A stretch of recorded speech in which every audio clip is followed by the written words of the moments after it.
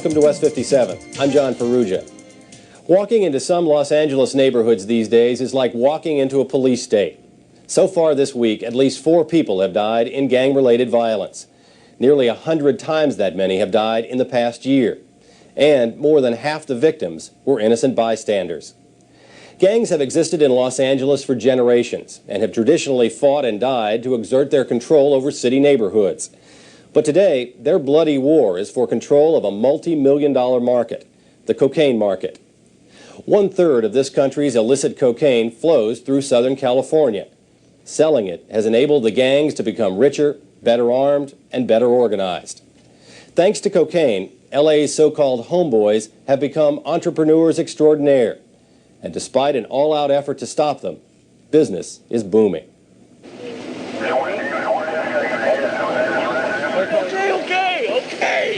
Okay. That's not necessary, man. Front of the car. Where are you guys on your way to? That's him. Except for he doesn't have his hat with him. Did you know Twin? Twin, the one that got shot right back there? Yeah. You know Police estimate that there are now as many as 600 street gangs in Los Angeles County and 70,000 gang members. Most loosely identify themselves with the Crips, who wear blue, or the Bloods, who wear red.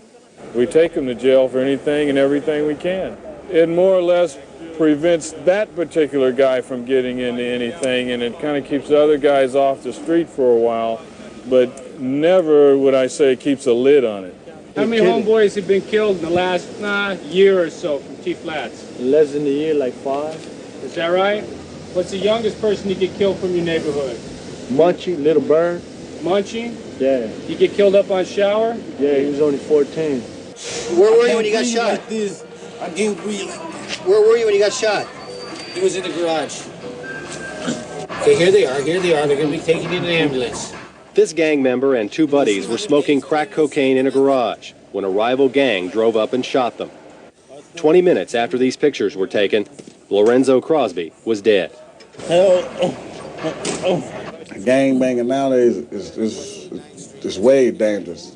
Killing and shooting, and mothers getting took out, and brothers and sisters get killed. Ride by shooting, innocent bystanders get killed. Charles Grimes, whose street name is Rock, joined a gang when he was 12 years old. Now, at age 20, he's in jail. Have you ever been the shooter in a drive-by shooting? Yes, I have. People get hurt? I don't know. You don't stand and watch to find out. Just keep going, you know. It don't. Some people it bother. Some people it don't. I've been about 4 or 5 times. Why would you be involved in a drive-by shooting? What would cause you to want to drive by and fire at somebody? Well, say for instance, one of my homeboys get killed, one of them gets shot up. Just retaliation. Is it easy to pull the trigger on somebody? Yeah, it's easy to just shoot and ride by. You know what I'm saying? Because, I mean, it's not really nothing to think about. You get all loaded and high. You just, I don't think I would ever do it in my right mind. I have to get real, I had to drink some beer and smoke some weed and stuff. I had to be intoxicated in order to go do something like that. Because if I'm in my right mind, I'd be called a party pooper or, you know what I'm saying? Every day. 365 days in a year. When I step out the door, you see what I'm saying? And every time a car come by, I'm looking. Every time, it never fails. Every car looked at millions and millions of cars. We might have looked at more cars than anybody in this world. Because afraid of a motherfucker riding up and shooting us.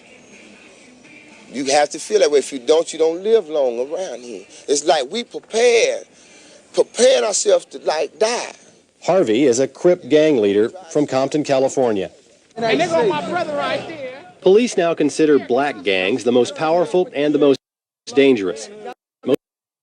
Most teenagers still join gangs for social status or protection. They are known not just by their colors, but by intricate graffiti and hand signs which they use to identify their gang set. El Capone was a Crip. El Capone was my father. Al Capone was a Crip. We all is living a life that's like chosen in a way, but it's like forced on us also. You understand me? As the tattoos on his arm document, these so-called homeboys are willing to die for their gang.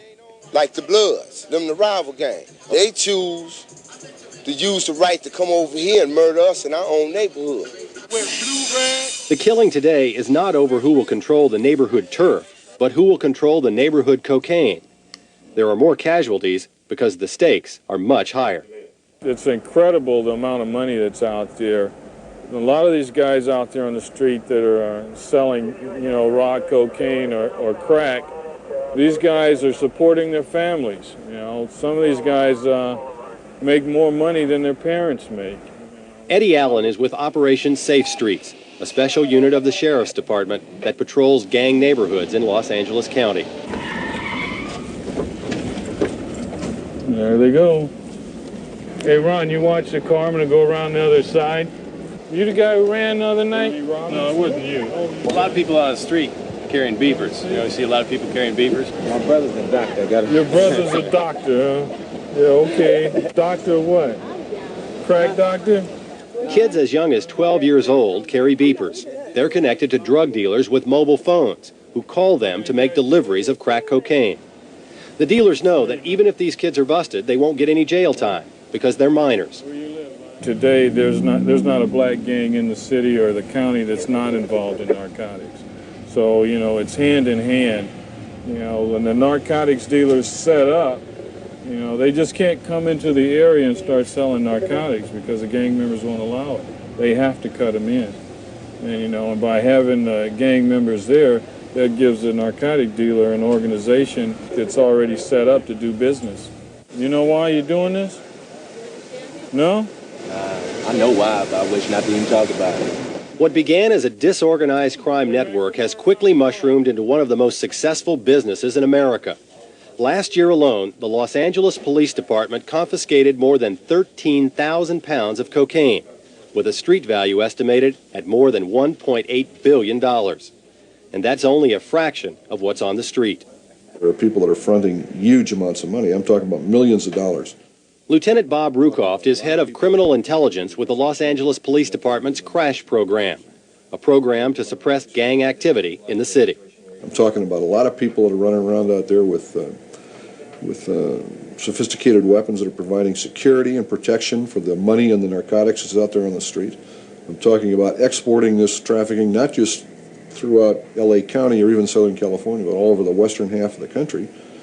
I'm talking about laundering money, investing it in a legitimate business to cover up the fact that it's been obtained illicitly, and moving tons of cocaine.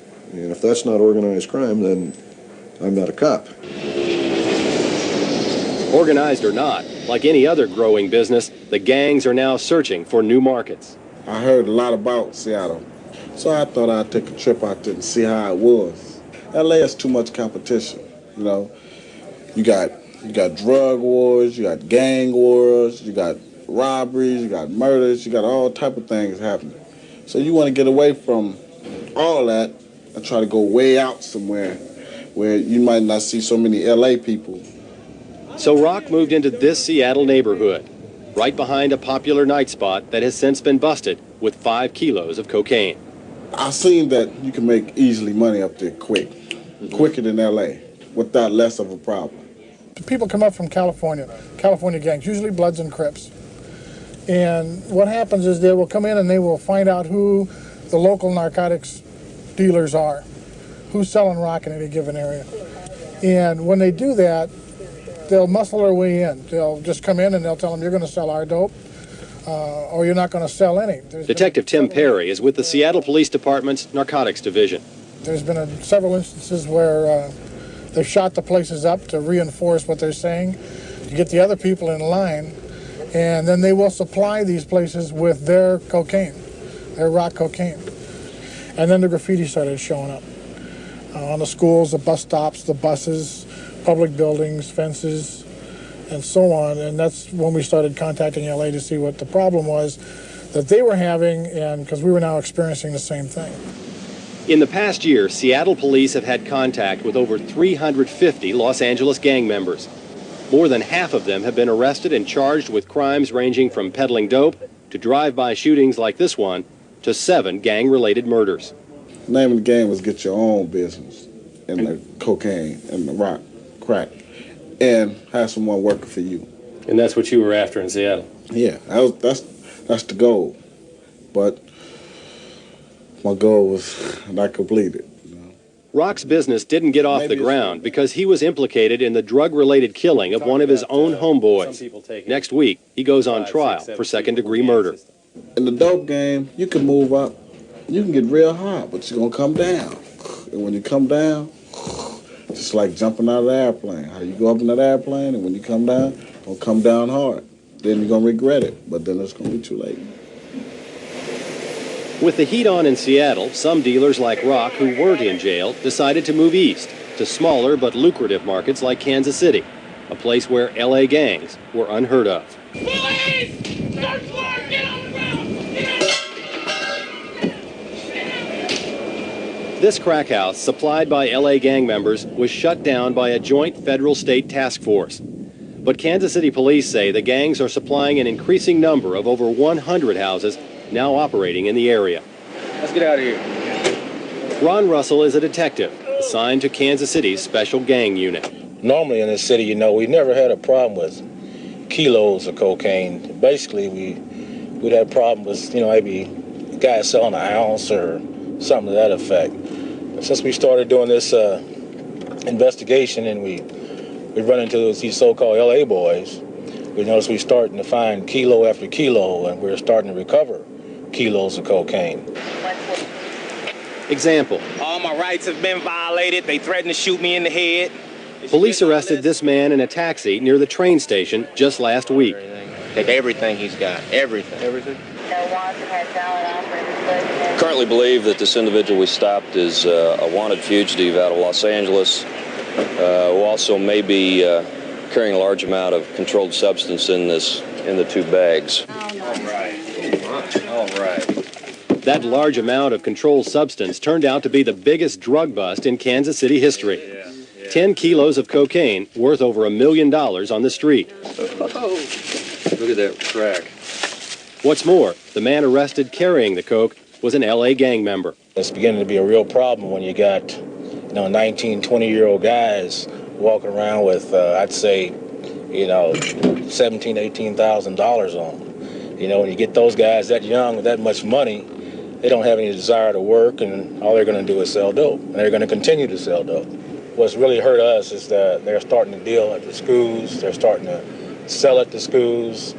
It's not unusual at all to stop a 12 or 13-year-old kid, 14-year-old kid with $1,000 on it.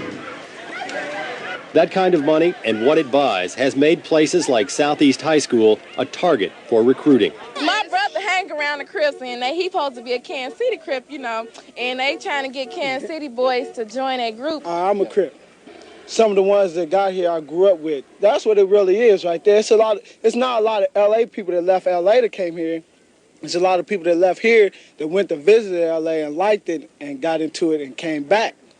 Since the so-called LA boys hit town, beepers are now the status symbol among many Kansas City kids. The reason why I want the beepers is because I seen everybody else, wearing a beeper, and I was like, oh, wow, those are neat, and I hear a little beeper go off.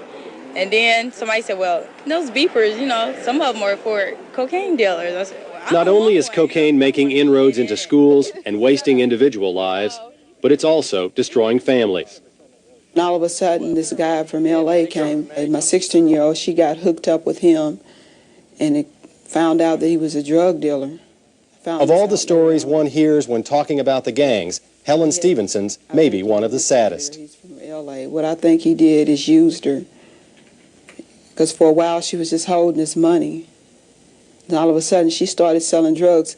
Her 16-year-old daughter and 18-year-old son became friendly with members of an L.A. drug gang.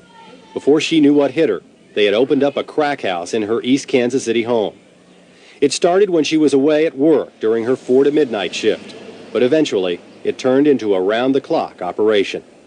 It got to the point where I was scared to answer the door. If I didn't answer the door, they'd probably think it was drugs in there and they'd break in and get the drugs. And if I did answer the door, there's a chance that I could get hurt by answering the door and tell them I didn't have it. What if you didn't go along? What if you tried to kick them out of your house? What would happen? I've already done that. I got threats. That's why my family is broke up. So they've literally driven you out of your house? Yes, they drove me out of my house. Do you have any idea how much they were selling out of your house? A lot. I think they're still doing drugs out of it every now and then. People that are doing drugs are using it as a place to sleep. The neighborhood is going down. 3 or 4 drug houses in the neighborhood. They just move them all around. What's happened to your daughter? Where is she now?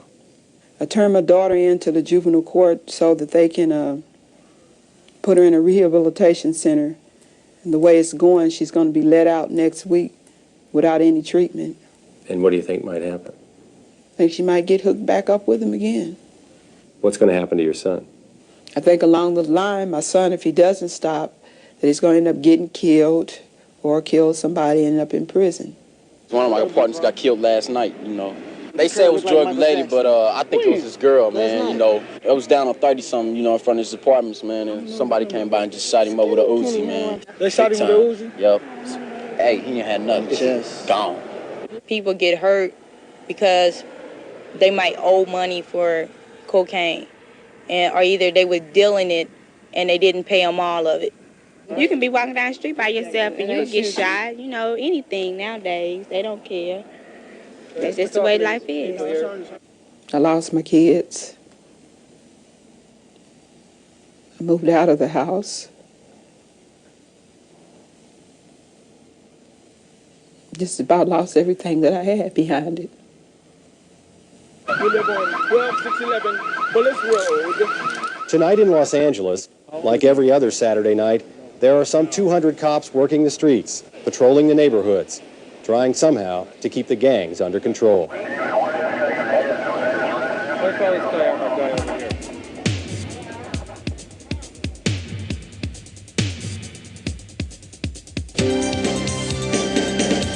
We'll be back with more of West 57th after this.